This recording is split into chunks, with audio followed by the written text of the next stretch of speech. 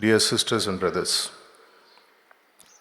let me start with a very short story which I read several years ago, which will help me connect to what I want to share today. Once Lord Krishna was walking along with sage Narad, and they went to a village. This village was full of robbers, thieves, and bad people. So they invited him for lunch, and he had lunch, and they asked for a blessing. So Lord Krishna said, "May you all stay together in this place forever and stay united." Lord Narad was sort of perplexed. What kind of a blessing is he giving? Then they go to the next village, which is full of good people who have good intentions, people who do good acts. And they also call him to have food with them.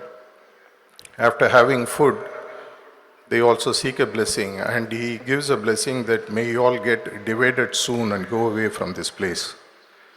Narad now really gets very angry. What kind of a God you are? You are telling the thieves to stay united, and you are telling the good people to get divided. So Krishna says, Narad, if the bad people leave the place, they will multiply and rob the entire world. It's better that they stay in one single place. Whereas the good people, they are doing nothing about what they are good at. They are staying in one single place, and hence I wish them that they have to move out of this place so that they can serve the world. Narada understood that. I also remember this quotation, which often I quote in many places. All it needs for bad to survive and thrive is for a few good people to do nothing. Last 3 days we have been fortunate enough for hearing Daji's explanation on the concept of availability. Based on my own personal interactions with him and my little bit of work that I have done across several areas that have been given to me, fortunately, I thought I will share a few basic concepts which will help us to take certain inputs on how to make us more available to his work.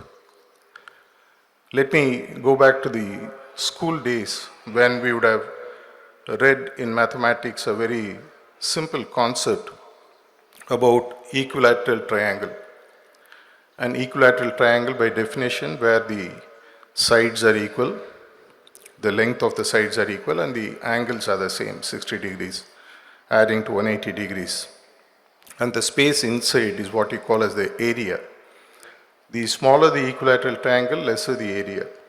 Let's replace the word area with availability. And what does this equilateral triangle have in common is that they have 3 points from which they all join together. If the sides are equal, which means, and if the triangle keeps getting larger and larger, the area inside or the availability inside becomes larger. There are 3 points which actually connect the equilateral triangle, and let's take the 3 points and find what are those 3 attributes when you expand on them would make you more available to do his work. Let me call it the 3 C's. You have in any equilateral triangle a summit, which is the top point, and the left bottom point and the right bottom point. Let's take the top point C as commitment, the left point as consistency, and the right bottom point as character. And let's see how by combining these 3, we can make ourselves more and more available to his work, which is what he has been sharing in the last 3 days in the batch 1. If you look at the first C, which is at the summit, which you call it as the commitment. In life, we all know, for example, if you want to lose weight, you have to do a workout. If you work out once in 15 days or once in 30 days, you are only basically interested in your health, you are not committed. If you are seriously committed to health, you will go to the gym or do workouts or whatever is essential for a much longer time. Commitment is like putting a postal stamp to an envelope. Till the goal is reached, the stamp has to stay on the envelope. If it falls, in all probability, the envelope will land up in the dead letter post office. Likewise, we need to find what is that we need to be committed about. In my view, personal view, specifically having spent time with Charji Maharaj and fortunately spending time with Daji since 93, one thing I've understood is commitment is to the goal. Once, many years back, Daji gave a talk here in this hall where he mentioned that set the goal in such a way that achieving that one goal, every goal in this world can be achieved. Which means what Maxim 3 tells us, set the goal as the highest. So commitment to goal is the first step that I would look at.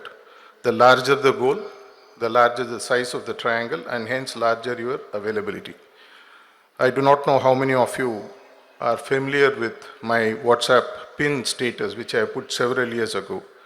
My goal, which I have taken, which people who are close to me will understand, is heartfulness must reach every home before I leave this planet.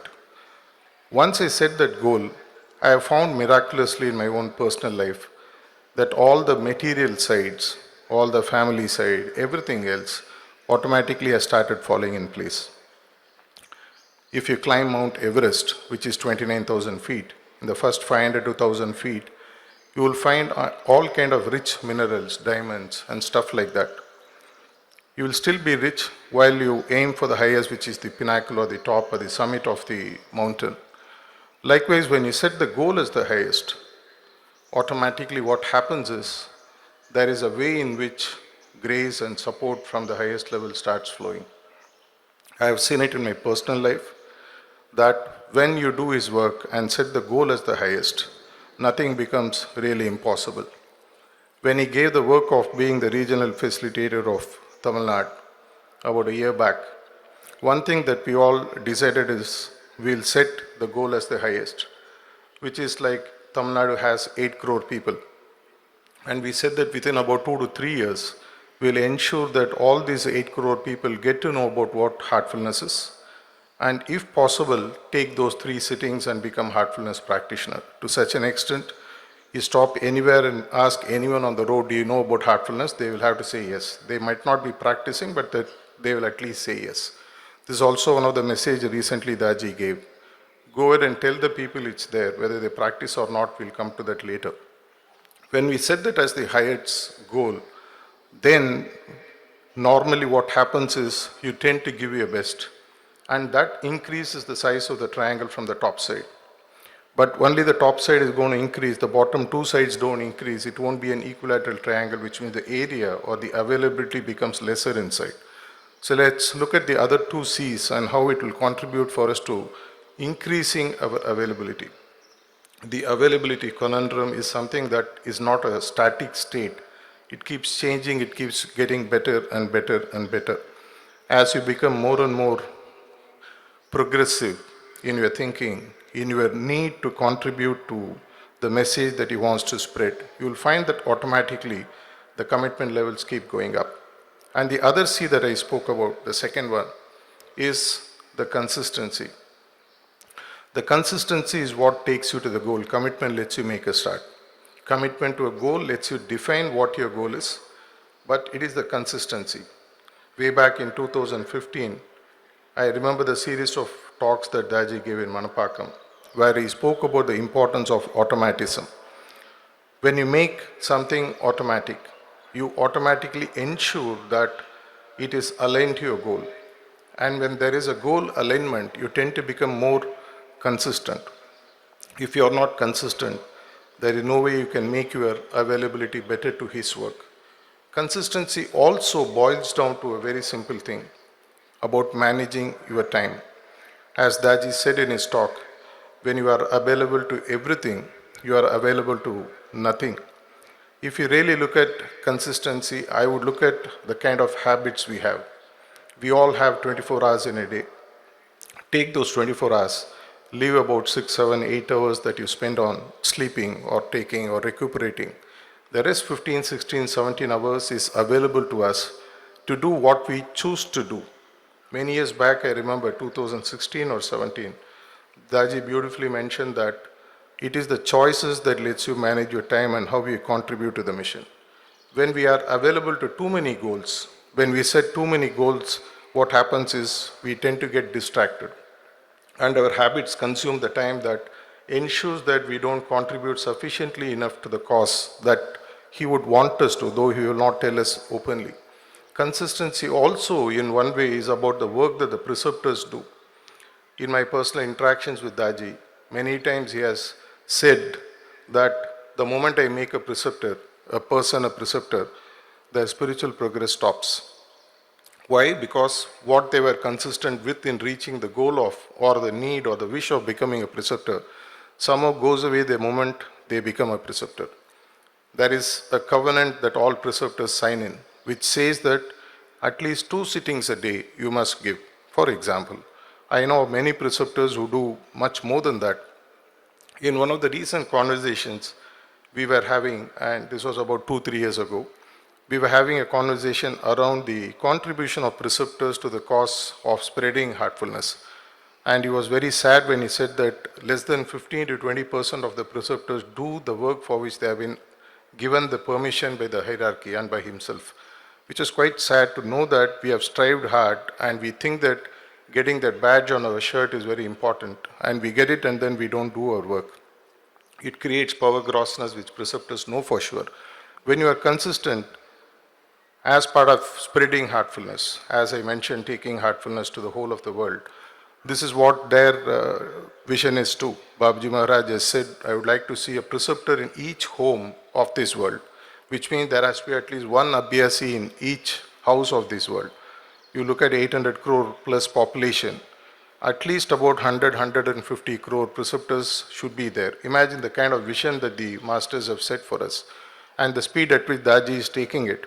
If preceptors do not contribute, what tends to happen is you tend to become a block to the work that he is doing. He even once openly said, though it is sad to quote, he told me once that preceptors should come forward and give up their preceptorship if they think they are not fit to do his work. We cannot do the work grudgingly. We cannot do the work, oh my God, I have taken this up, now I have to do. This is something that you have to look forward to. Many times he said that it's like meeting your girlfriend for the first time. How much sort of interest, how much kind of anticipation we will have to go and meet our beloved. Like that, every sitting where you are able to connect a potential seeker or a new seeker or an abhyasi with whom we want to deepen the practice, they want to progress, and the work that the preceptor does is humongous. 2 sittings is a must. 1 sitting at least is acceptable. Anything less than that, maybe we have to reconsider and look at, because many times what happens is when we come back and ask him for preceptors, you look at the list, say that your center already has so many preceptors, why do you need more? We cannot tell him that only about 2 out of 10 preceptors are doing the work. So this is a very clear sign that I would personally like to share from what I have heard from him. It pains him a lot, though he may not openly say that when preceptors or even volunteers don't do the work, it stagnates, and stagnant water, you know what the impact is. So let's look at becoming consistent in what we have taken up as the ultimate goal. Your goal need not be the same as what I have taken. You can take any goal that suits you, which is in alignment with the spiritual goal that he would want us to achieve. It can be as simple as taking heartfulness to 10 people in the next 1 year. It's still a reasonable goal, not a bad goal. At least there are many abhyasis whom I know who keep it, at least every year I must bring 50 new abhyasis into the system, and they work towards that consistently. It is the consistency that actually fills up for lack of talent. People who know, people who are teachers will know that even if you don't have talent, if you are repeatedly being consistent, somehow, as they say that when an ant runs over a stone consistently, it still tends to break the stone. Likewise, our consistency automatically draws the grace. I personally know that I lack talent in many areas, but by just being consistent in my commitment to the goal that they want us to achieve, This is the same kind of a feeling that we have managed to bring in, at least in the volunteers and preceptors and functionaries in Tamil Nadu. There's something, if it can be duplicated, I can't say that we have done it in full, but we have made a beginning. If it is something that can be taken pan-India and pan-global, imagine that in the next 2 to 3 years' time, the things will automatically happen. There is a specific reason. In one of the recent Zoom calls that we had, I remember the quote that he shared several years ago, which I shared in his presence. He mentioned that there is some kind of a spiritual window which is open between now and next 3 4 years or so. And in this time, whoever gets in will have such fast progress towards the goal that is unimaginable, which has never been opened in the history of the nature till now. If you really understand what it means, we are talking about a 13 to 14 billion years of creation, and there is one window for us to go back, and which is available for 3 to 4 years. How much time would we want to spend in ensuring that not only us, everybody goes toward this goal in this period of time, which is hardly another 4 5 years left? The journey ahead is quite long, but if we are committed to the goal and we are going to be consistent, the chances of ensuring that heartfulness reaches to all the population of the world is not far off. Let me come to the third point, which is the point which sort of joins all these 2 points together, which is what I call as character. See, character is something which is a very difficult toolbox to understand, but in my personal view, I just broke it down to a few parts so that if it is of help to you, you may look at how you can make use of it. For me, character is something quite simple. What helps me to transform myself in aligning to the goal is what I would change my character towards. Whatever is not helpful, I would drop off. Let me explain it with a couple of examples. If you look at the Ashtanga Yoga, the first 2 steps of Yama and Niyama, Daji has many talks said that Yama is where you burn or give up what are the things that are not required. It's like a to-do list and not to-do list. And when you make this list, there are a few things which stops us from progressing. As he painfully mentioned in his talk, we even tend to question the wisdoms of the masters. We even tend to question the choices that they make. We even tend to question why is master saying like this? Why is he talking only to so and things like that. When you look at Niyama or Yama for that matter, I would only look at 2 things that we need to burn, which very clearly boils down to 2 biases that we are all born with and we continue to grow. The first is what we call as the cognitive bias. The second is what I would call as the emotional biases. Cognitive biases, if you do a Google search, you'll find there are more than 50 to 60 cognitive biases you will find. If you can start giving a cognitive bias, basically comes from our ability to think. Instead of discriminating, we just think and prejudge and then jump into certain suicidal well from out of which we are never able to walk out of.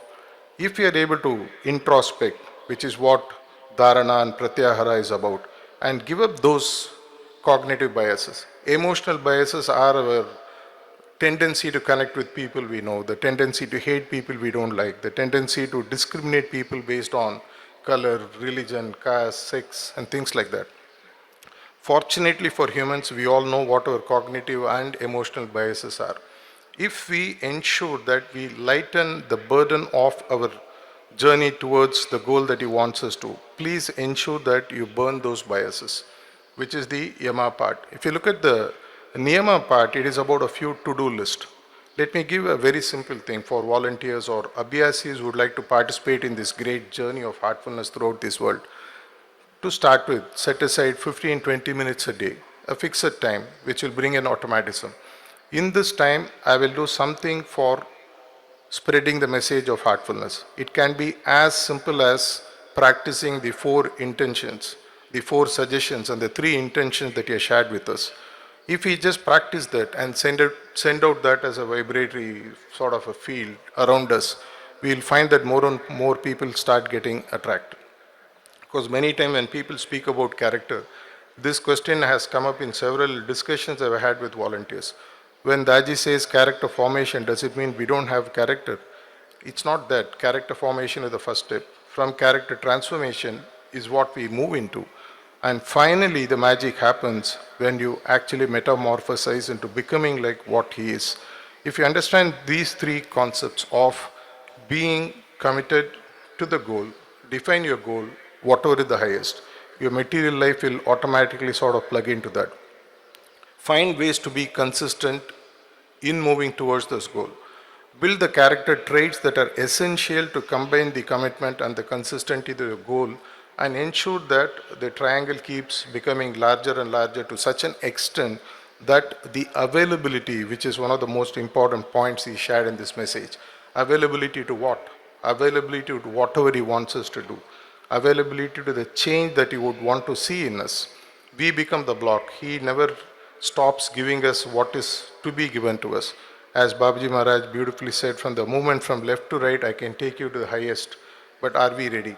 If we are ready, you will find that a magic happens and that heartfulness becomes a household name, maybe in the next 3 to 4 years' time. Not in India, not in Asia, but in the entire world. And that is the best gift that we may be able to give to the masters while we are here. If not we, who else?